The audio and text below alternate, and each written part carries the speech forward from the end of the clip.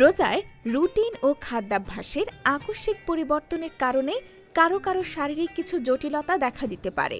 একটু সতর্ক থাকলে এগুলো অনেকটা কাটিয়ে ওঠা সম্ভব।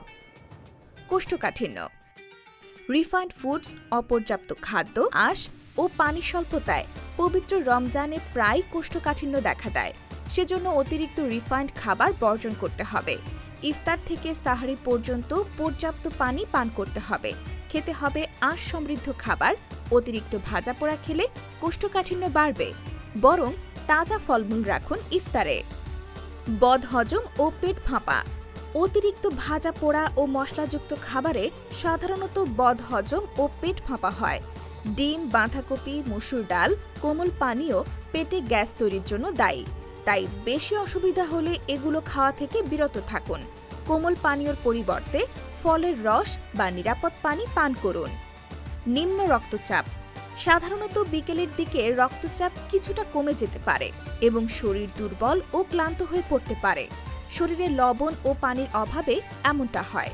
সেজন্য তরল খাবারের পরিমাণ বাড়িয়ে দিন, বিশ্রাম নিন এবং খাবারে কিছুটা লবণ যুক্ত করুন।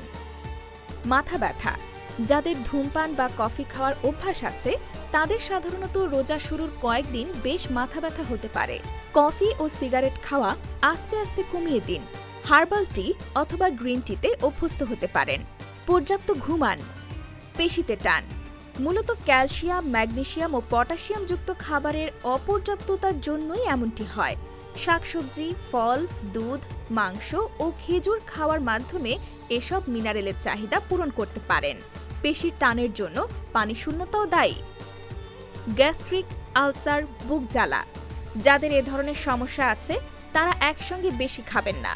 খাবারকে 3 ভাগে ভাগ করে 1 ভাগ ইফতার, 1 ভাগ রাতের খাবারের সময়, আরেক ভাগ সাহরিতে খান।